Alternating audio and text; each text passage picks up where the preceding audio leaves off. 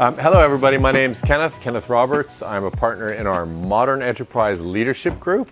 So I look at capabilities that help leaders in a modern enterprise, storytelling being one of them. If you think you're in storytelling, you're in the right place. We're going to spend the next 20 minutes together. Does everybody have one of these sheets and a pen and a great attitude? All right. So I'm going to cover what I usually cover in 3 hours in 20 minutes. So bear with me. I'll go really quickly. Just raise your hand and stop me if I go too quickly. We're going to work on storytelling. Our lives go by undistinguished, millions of small moments. And storytelling is just an opportunity to put an emphasis, to remark upon moments that happen to us. Today we'll talk about moments as moments of realization or change. So we're not going to work with plot stories.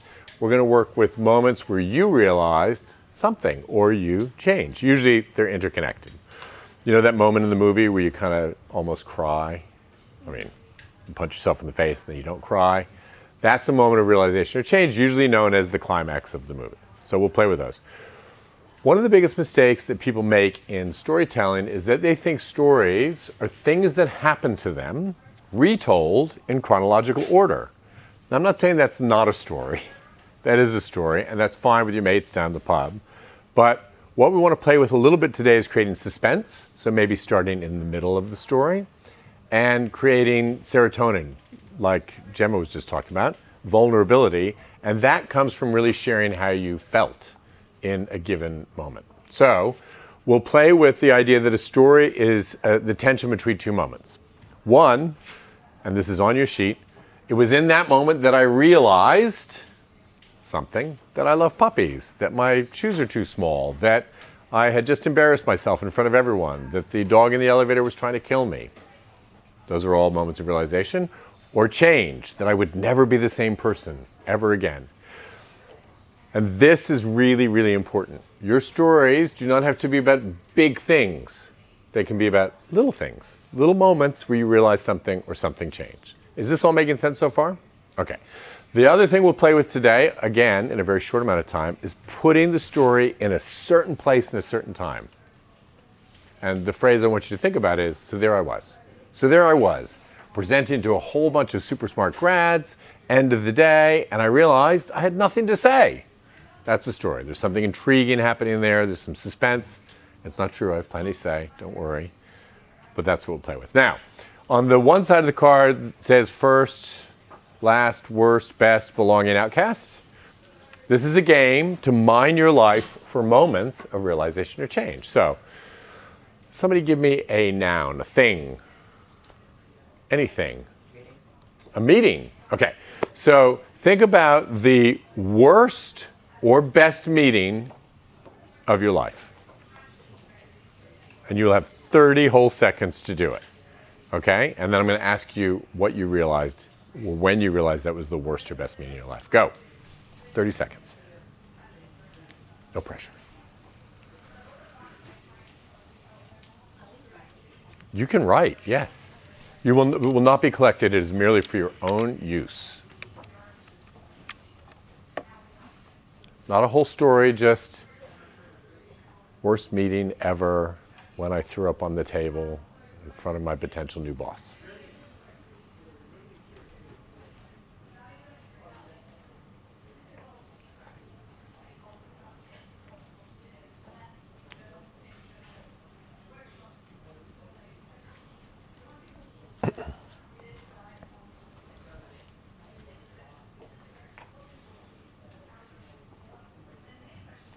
Okay.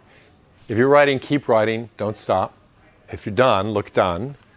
Who has a moment from a worst or best meeting of their life?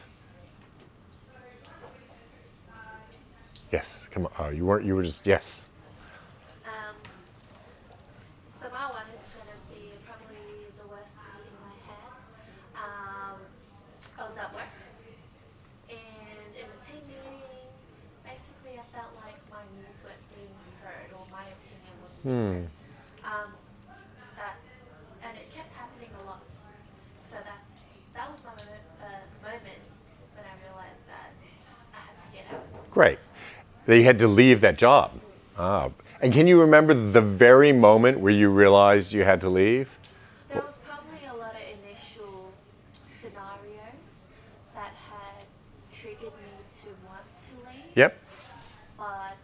what I think I just pushed through based on myself. But it was more recently when I realized that it's time to do something for myself. Okay. So that's a good moment, or that's a good scenario of a worst meeting. My coaching for you is, as you think harder about it, if there's one moment, that person looked at me and said blah, blah, blah, blah, blah, or I realized they didn't have to take this anymore, or I realized my needs weren't being met by the way they arched their eyebrow. Whatever that one little moment is, that will be really helpful. We're always looking for small details that put things down into one moment in time. That's a really universal sort of sense of something happening. Make sense? Good one. Who else? Yes, sir. I'm just going to tell you about my best meeting.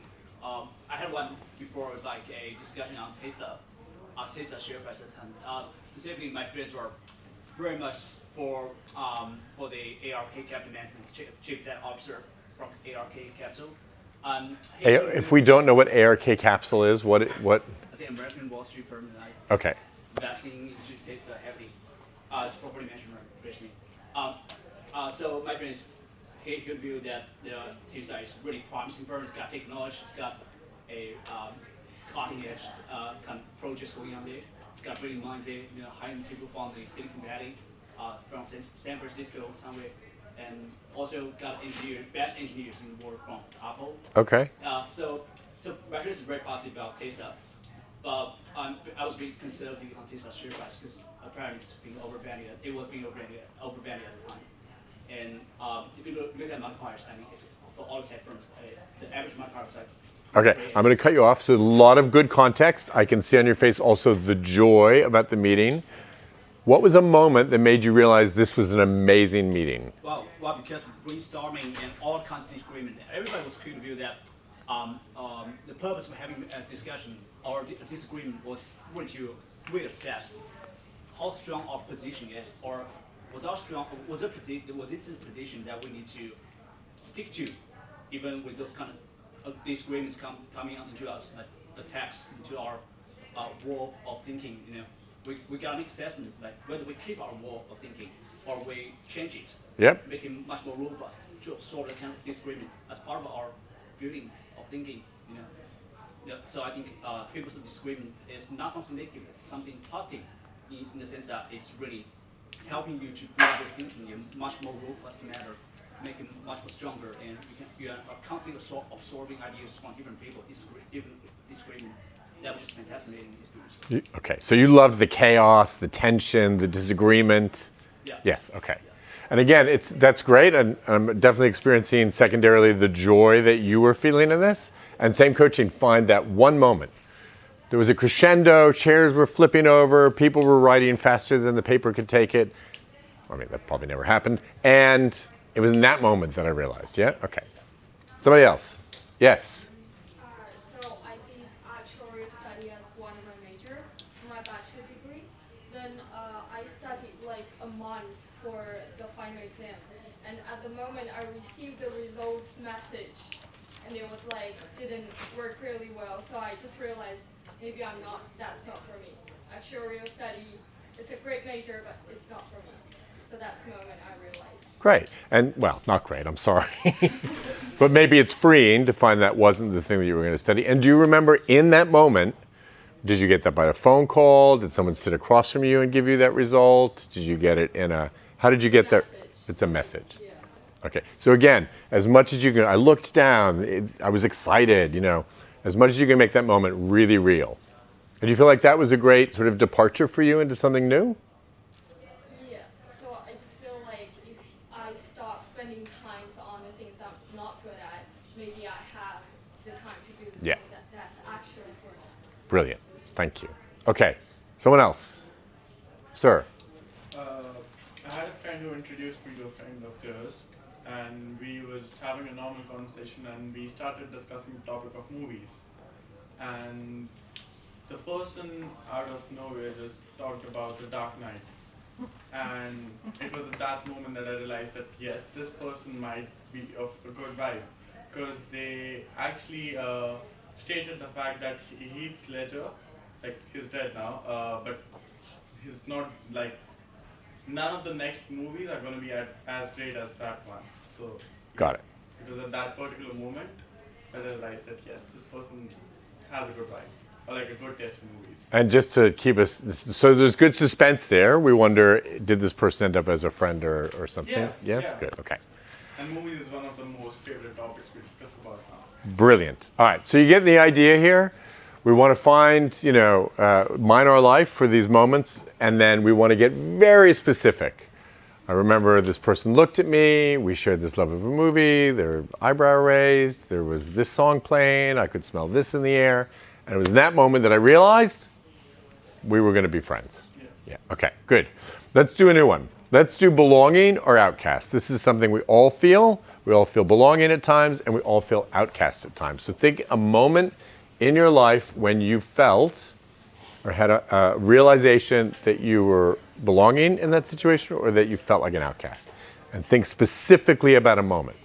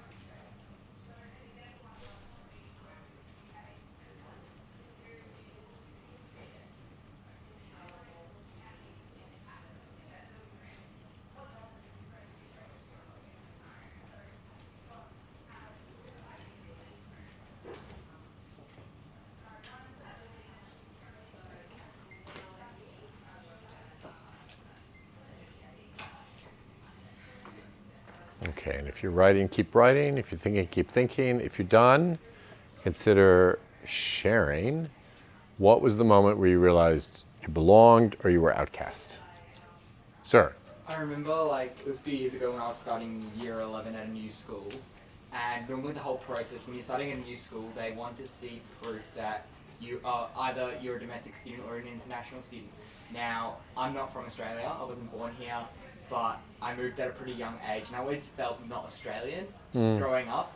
But it was at that moment where I think they saw me and assumed I was an Australian, born Australian, so they didn't bother asking for proof of citizenship or birth certificate or anything like that. They just assumed it automatically, and I was like, whoa, in that moment, like, I'm Australian. And tell me about the moment. How was that revealed to you? Were you in a classroom? No, it was around a round table. Yeah. With just senior executives of the school. Right. And did they want you to go or stay or what? Yes. Ah, okay. So again, gets really specific because that must have been very difficult. Yeah, Yeah. no, because I was on my way, me and my parents were on our way, because we brought all the documents with, but then it wasn't even asked, so they just assumed it. Got it. And then we had to go out of my way to mention, hey, I wasn't born here. Got it. Thank you. Another one. I had an outcast experience before. I was pretty much in my high school because I attended a Chinese specific high school. As you may know, China is a really populated country, and in order to get to the decent university in China, you got to put in quite a amount of effort, competing against many people. So that was a high school, that was an elite high school profile from my experience.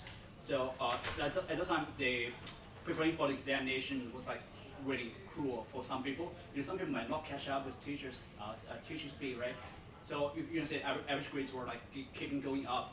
Okay. Again, I'm going to cut you through the context, lots of context. What was the moment you felt like an outcast? When I was a little bit behind the schedule and a little bit behind other people's average grade level, I feel like people were not willing to talk to me that much often. Got it. Compared to what I was getting to have before. So you felt like an outcast from the achievement club almost. Yeah, okay, good. And then there was a hand here, yeah? Yep, so just for context, I play in a band. So the moment I realized that I belonged was when I was up on stage in front of hundreds of people. My throat was just super dry. I was very nervous. And I looked to my left and my right, and I saw my bandmates smiling back at me, and that's when I knew that I belonged. Yeah, that's lovely. Who can relate to that? Feeling included by the group, like you really belong there, and on stage. That's lovely. Very nice. Okay. Another one. Yes.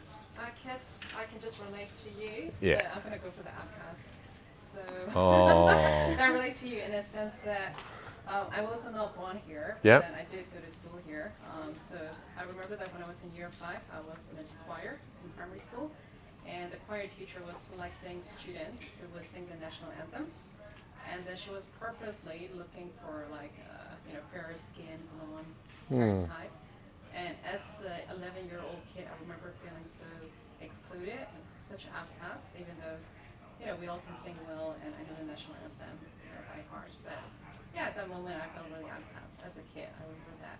And was there a moment where you thought, she's just not going to pick me? Yeah. Yeah. That's I can really relate to that, Yeah. being in that situation. It's so painful. Yeah.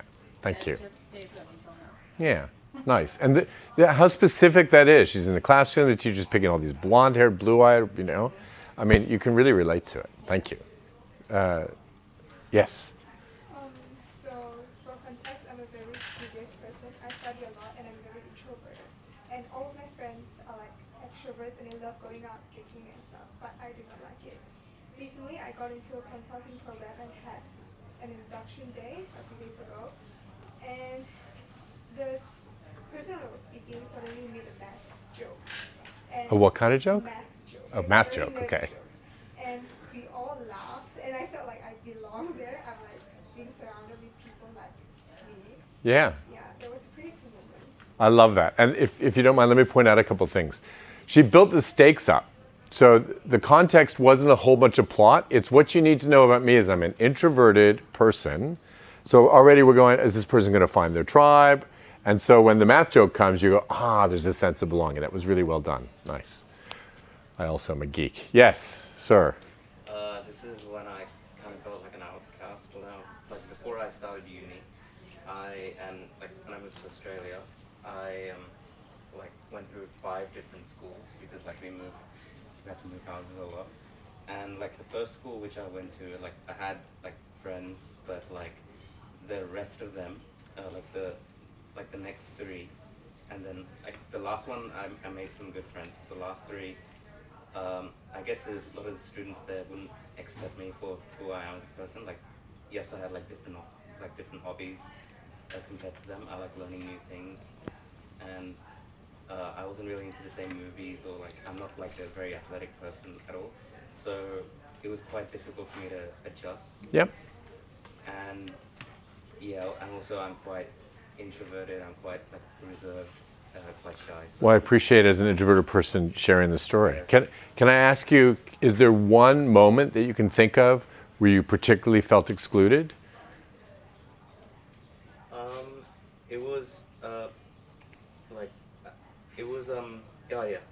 In year 2, I literally was told that I'm not cool enough. So that, By whom? Another kid? Yeah, by pretty much most of the class. I was also new to the country at the time, so Yeah. it was difficult to adjust. Yeah, I bet that would be really hard. Thank you for sharing that. And do you see how as it gets more and more specific, you can feel the feeling that that person is having? You remember the kid's name, you remember them looking at you. The more you can mine for detail, the more people will relate to it. Thank you very much. We all have felt excluded, probably at school more than anywhere else, but it also happens at work, and we've all felt included, where we look left and right and our bandmates go, oh, you really belong here. So these are really universal stories, and the more you share them, the more you create the possibility that other people feel included. Really good. Who else has got one? Yeah. So just for context, before I started uni, I took a gap year to go back to Singapore to do some money stuff. So I think I remember it's the first day, I was because I was Singaporean, so I was looking forward to meeting more people in my home country. But obviously my accent was different since I lived in Australia. Yeah. So I think the very first day when I tried to initiate conversation, they all laugh and mock my accent. They wouldn't really include me in conversation. Was this at school? Oh, this was when I went back to do some military stuff. Ah. For a year.